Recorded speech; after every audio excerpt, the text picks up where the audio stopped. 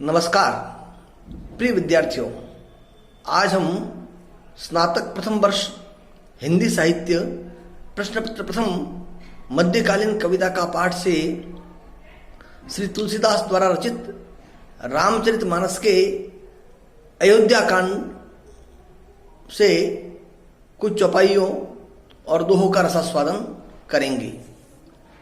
श्री राम, लक्ष्मण और सीता जब वन गमन करते हैं तो सरयू नदी पार करने के बाद भारद्वाज ऋषि के आश्रम से होते हुए वे वाल्मीकि ऋषि के आश्रम में पहुंचते हैं।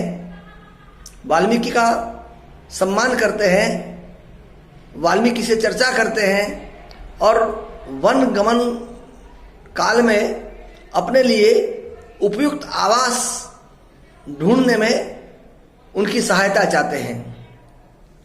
ये प्रसंग है। अभी तुलसीदास जी लिखते हैं, मुनि कहु राम दंडवत कीन्हा, आशीर्वाद विप्र बरदीन्हा, देखी राम छवि नयन जुड़ाने, करी सन्मान आश्रम ही आने। श्री रामचंद्र जी ने मुनि को दंडवत किया, विप्रश्रेष्ठ मुनि ने उन्हें आशीर्वाद दिया।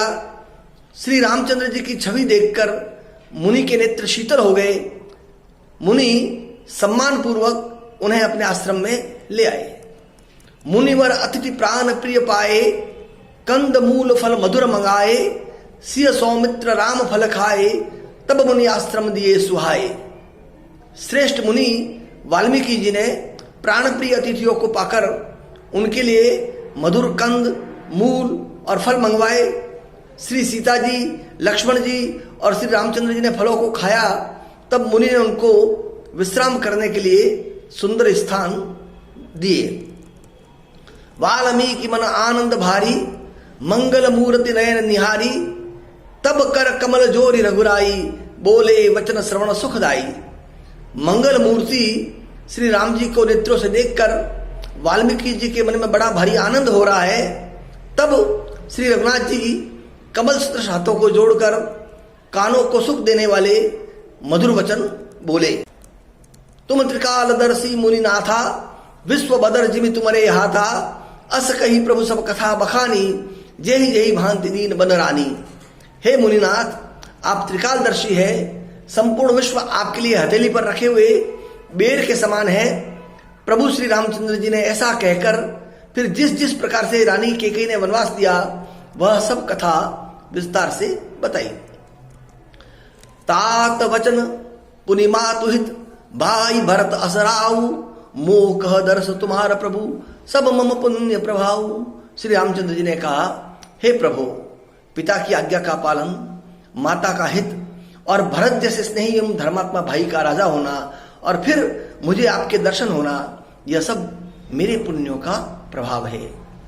देखी पाए मुनिराय तुम्हारे, भय सुकृत सब सुफल हमारे, अब जहरा और आयस होई, मुनि उद्वेग न पावे कोई। श्री राम जी वाल्मीकि जी से कहते हैं, हे मुनिराज, आपके चरणों का दर्शन करने से आज हमारे सब पुण्य सफल हो गए, हमें सारे पुण्यों का फल मिल गया। अब जहां आपकी आज्ञा हो और जहां कोई भी मुनि उद्वेग को प्राप्त न हो, किसी भी मुनि को कोई किसी प्रकार का विघ्न न हो, कोई समस्या न हो, क्योंकि मुनि तापस जिन ते दुख लई, ते नरेश बिनु पावक दई, मंगल मूल विप्र परितोषु, दही कोटि कुल भूसुर रोसु। क्योंकि जिनसे मुनि और तपस्वी दुख पाते हैं वे राजा बिना अग्नि के ही अपने दुष्ट कर्मों से ही जलकर भस्म हो जाते हैं। ब्राह्मणों का संतोष सब मंगलों की जड़ है और भूदेव ब्राह्मणों का क्रोध करोड़ों कुलों को भस्म कर देता है। अब जिय जानी कही सो उठाऊ, सिय सौमित्र सहित जाऊं, तह रचि रुचिर परन तृणशाला, वास करो कुछ काल कृपाला। श्री राम जी वाल्मीकि जी से कहते हैं कि ऐसा हृदय में जान करके समझ करके वह स्थान बतलाइए जहां मैं लक्ष्मण और सीता सहित जाऊं और वहां सुंदर पत्तों और घास की कुटी बनाकर हे दयालु कुछ समय तक निवास करूं। सहज सरल सुनी रघुवर बानी, साधु साधु बोले मुनि ज्ञानी, कस न कहूं अस रघुकुल केतु, तुम पालक संतत श्रुति सेतु। श्री राम जी की सहज सरल वाणी सुनकर ज्ञानी मुनि वाल्मीकि जी बोले, धन्य धन्य हे रघुकुल के ध्वजा स्वरूप, आप ऐसा क्यों न कहेंगे? आप सदैव वेद की मर्यादा का पालन करने वाले हैं, आप सदैव वेद की मर्यादा का रक्षण करते हैं। आगे तुलसीदास जी लिखते हैं, श्रुति से तु पालक राम तुम जगदीश माया जानकी, जो सृजति जगु पालति हरति रुख पाई कृपा निधान की, जो सहस शीस अहिस महिधरु लखन सचराचर धनी, सुर काज धरि नर राज तनु चले दलन खलन निशिचर अली। अर्थात हे राम, आप वेद की मर्यादा के रक्षक जगदीश्वर है और जानकी जी आपकी स्वरूप भूता माया है, जो कृपा के भंडार आपका रुख पाकर जगत का सृजन पालन और संहार करती है, जो 1000 मस्तक वाले सर्पों के स्वामी और पृथ्वी को अपने सिर पर धारण करने वाले हैं, वही चराचर के स्वामी शेष जी लक्ष्मण है। देवताओं के कार्य के लिए आप राजा का शरीर धारण करके दुष्ट राक्षसों की सेना का नाश करने के लिए चले हैं। राम स्वरूप तुम्हार वचन अगोचर बुद्धि पर, अविगत अकत अपार नेति नेति निगम कह। हे राम, आपका स्वरूप वाणी के अगोचर, बुद्धि से परे, अव्यक्त, अकथनीय और अपार है। वेद निरंतर आपका नीति नीति कहकर वर्णन करते हैं। आगे तुलसीदास जी लिखते हैं, वाल्मीकि कहते हैं, जग पे खन तुम देख निहारे, विधि हरि शंभु न चाव निहारे, तेऊ न जान ही मर्म तुम्हारा, और तुम ही को जान निहारा। हे राम, जगत अदृश्य है, आप उसके देखने वाले हैं। आप ब्रह्मा विष्णु और शंकर को भी नचाने वाले हैं। जब ब्रह्मा विष्णु और शंकर भी आपके मर्म को नहीं जानते, तब और कौन आपको जानने वाला है? सोई जान ही जेहि देहु जनाई, जानत तुम्ही होई जाई, तुम्हारी ही कृपा तुम्ही रघुनंदन, जान ही भगत भगत उर चंदन। आगे कहते हैं, वही आपको जानता है जिसे आप जना देते हैं, और जानते ही वह आपका ही स्वरूप बन जाता है।